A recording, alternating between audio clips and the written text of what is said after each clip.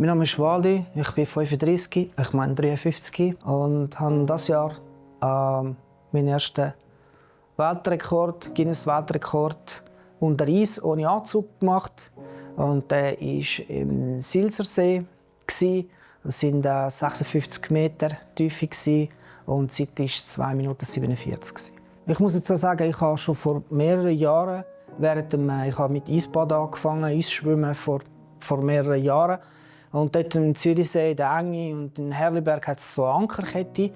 Und dann habe ich einfach rein spielerisch bin ich dort ab und zu an dieser Ankerkette runter und habe gedacht, oh, wir müssten mal schauen, wie tief dass wir eigentlich wirklich tauchen können. Und vor 2 Jahren dann gehört davon, dass jemand das gemacht hat, einen Rekord gemacht hat. Und ich bin eigentlich nicht so der extrem kompetitive Taucher. Ich tauche mehr zum Spass oder Freude. Und dann habe ich mir gesagt, ja, das wäre etwas für mich. Ich muss das auch probieren. Die Vorbereitungen sind eigentlich, kann man aufteilen in 3 verschiedene Arten von Training.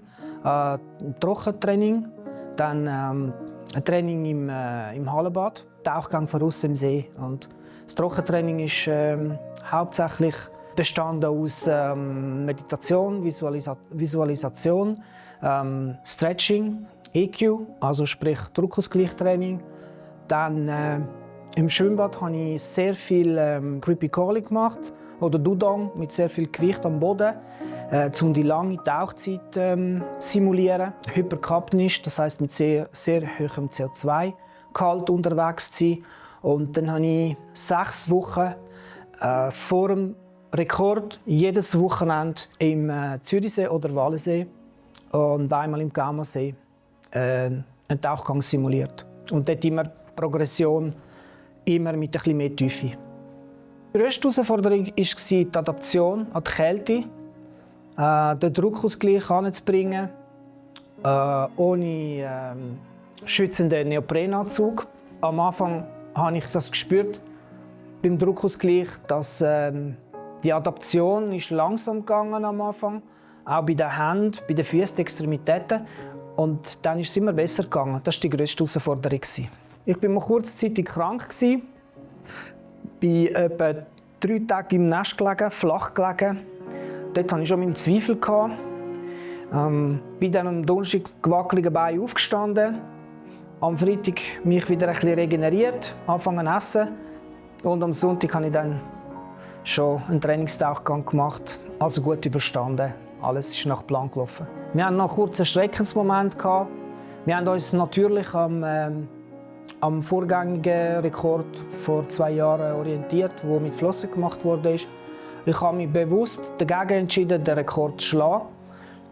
Ich wollte einen eigenen Rekord aufstellen, eine eigene Disziplin. Und das ist auch Free Immersion, das heisst, das ist ohne Flossen.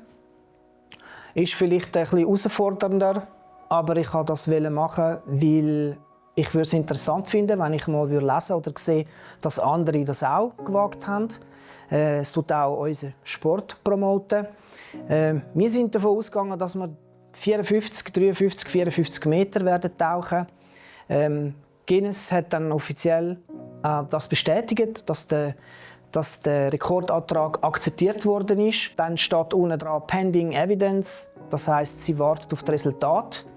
Und 2-3 Wochen später habe ich hineingeschaut und dann ist dort gestanden «The current depth for this record is 54 meters». Also der Rekord ist auf 54 Meter angesetzt, oder das gilt zu schlagen. Und dann ist natürlich ein kurzer Moment Panik eingetreten. Wir haben uns gesagt, wieso? Hat jemand einen Rekord gemacht? Und dann haben wir gesagt, zum ganz sicher sein, gehen wir einfach 2 Meter tiefer. Und das ist aufgegangen, die Rechnung. Es ist ganz etwas anderes, als wenn man in normalen Temperaturen oder mit einem Anzug taucht. Man hat natürlich dort viel ein kürzeres Fenster, wo man im Wasser sein kann, wegen der Unterkühlung. Der Körper reagiert sehr anders, er adaptiert sich auf die Kälte. Und man spürt dann auch, wie Teile des Körpers, gerade die Extremitäten, taub werden. Und das kommt dann langsam mit der Adaption, oder ich sage gerne Konditionierung, wenn man das öfters macht, der Körper dann auf einmal merkt, oh, es ist ja gar nicht so schlimm, ich kann das gut verarbeiten.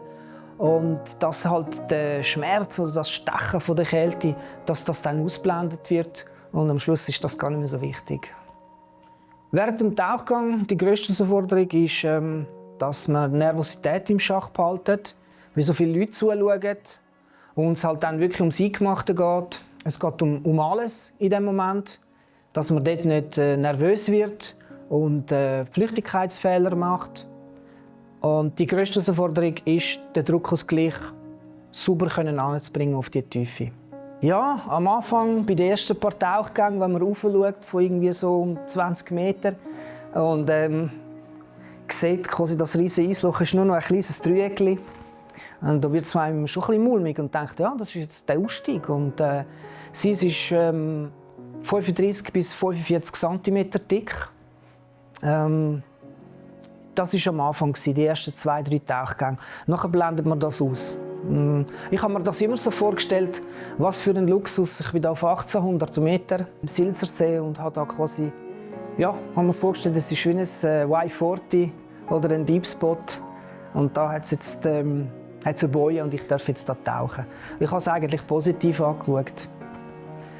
Ja, es hat einen kurzen Moment gegeben, ziemlich am Anfang, etwa zwischen 15 und 30 Meter, habe ich gespürt, dass es in meinem Hals wie eine nachhältere Zone gibt, dass die nachhälter werden. Das hatte ich vorher nie gehabt. Ich habe mir dann aber gut zugeredet und gesagt, du bist völlig adaptiert, du fühlst dich wohl, du kannst den Tauchgang in Ruhe fortsetzen. Und das Gefühl hat sich dann schnell geleitet. Warum das auftreten ist, weiss ich nicht. Ich habe es vorher noch nie gespürt. Aber ich habe es, ja, es war nicht ein Schreckmoment, aber ein Moment, wo ich mir ein bisschen Sorgen gemacht habe. Warum? Und das hat sich dann aber schnell wieder geleitet. Sicherheit ist uns sehr am Herzen gelegen. Wir haben das von Anfang an durchdacht. Mit dem Antonio Walter vor Ort von Plaundeley. Er hat Rettung Engadin engagiert.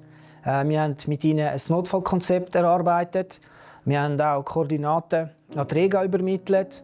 Es waren Nothelfer dort vor Ort und die Rettungskette war gewährleistet. Das gibt mir selber als Athlet auch die Sicherheit, dass ich mich ausleben kann während der Performance und nicht mir Gedanken machen muss, oh, ich muss aufpassen, es könnte ja noch etwas passieren. Und das hat mir sehr viel geholfen, das Notfallkonzept, das wir sauber erarbeitet haben. Ich habe schon im Vorfeld mit dem Dominik zusammen trainiert. Ich weiß, dass der Dominik sehr ein verlässlicher und sehr ein starker Taucher ist. Er ist ja sowieso semi-professionell aus dem Sport. Er hat mich super unterstützen, weil er genau gewusst hat, was meine Anforderungen sind an einen Safety. Seine Aufgabe war wirklich, mich abzuholen auf dieser Tiefe von zwischen 20 und 25, mich gegen zu begleiten. Und auch der Blickkontakt, das hilft einem sehr mental, wenn man weiss, die letzten 20 Meter sind die schwierigsten, dass dort der Safety dort ist und für einen da ist und im Notfall einschreiten könnt. Und das hat der Dominik super gemacht. Gott sei Dank haben wir ihn nicht gebraucht, aber ohne Safety geht es ja nicht. Unser Team ist quasi so durch Patchwork entstanden. Ich hatte jemanden, der als Safety mir beigestanden ist. Er hat dann einen Kollegen geholt. Dann haben wir immer mehr Leute ins Boot holen, die auch Zeit hatten an diesem Tag, weil es unter der Woche war. Und alle haben sich super unterstützt. Einige haben sich schon von vorher gekannt, was natürlich extrem hilft, weil dort auch der Austausch schon da ist. Man kennt sich und man vertraut sich. Und ich bin mit allen schon mal dort im Wasser, wo wir Safety gemacht haben. Das ist eigentlich das Wichtigste für mich, dass das Team sich untereinander gut versteht und alle Spass haben. Und das hat super geklappt. Ich glaube, die wichtigste Lektion, die ich gelernt habe, ist, nochmal eine Notch mehr den inneren Schweinehund zu überwinden. Weil ja, oftmals ist es einem nicht danach, am Morgen aus dem warmen Bett raus und wissen, dass man in einer Stunde irgendwie bei 0 Grad im kalten See ist. Und die Motivation einfach zu bringen und zu sagen, doch, ich will jetzt gehen, ich will, dass man sich auch mal ein bisschen Mut einreden tut. Ja, das nehme ich mit. Ich habe mir das auch irgendwie überlegt, wie es dann sein wird, wenn ich es dann geschafft habe. Weil ich habe eigentlich keinen Zweifel gehabt, dass ich es schaffe. Aber es ist nachher so ein bisschen wie eine Leere auftreten. Die Spannung oder die Wochen, die Monate vor dem Rekord sind intensiver gewesen. Und dann hat sich das nachher zu so einem Klimax zugespitzt. Und dann die Tage nachher ist man wie enttäuscht gewesen, es ist vorbei. Richtig wahrgenommen habe ich eigentlich das erst etwa einen Tag später, wo das alles sich gesetzt hat. Ich sehe heutzutage, wenn man es vergleicht von vor 10 Jahren und jetzt, die meisten Leute kümmern sich zu wenig um Grundlagen kümmern.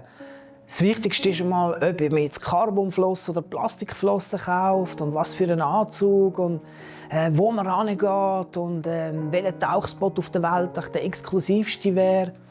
Und wie man das alles noch filmen kann, das alles auf die Seite legen und mal selber in euch hineingehen. Mir hat das sehr geholfen, das Visualisieren, Meditieren, sich in der Natur zu bewegen, vielleicht einmal laufen zu gehen und eine Stunde lang spazieren im Wald und sich vorzustellen, wie es ist, wenn ich unter Wasser bin. Das hilft einem sehr, weil unter Wasser ist dann auf einmal alles anders. Alle die guten Vorsätze funktionieren nicht mehr. Man hat Probleme mit dem Druckausgleich, man fühlt sich unwohl. Dass man vielleicht einfach einmal back to the roots geht und einmal bei sich selber anfängt, bevor man schauen, ja, wo ist es am schönsten und welches Material ist das Beste. Ich werde jetzt mal Pause machen. Ich werde jetzt mal ein bisschen wärmere Gefilde gehen. Dort natürlich auch wieder tauchen und schauen, was die Zukunft bringt. Ich hoffe, dass ich noch lange tauchen kann, gesund bleiben. Das ist für mich das Wichtigste. Und alles andere ist Bonus.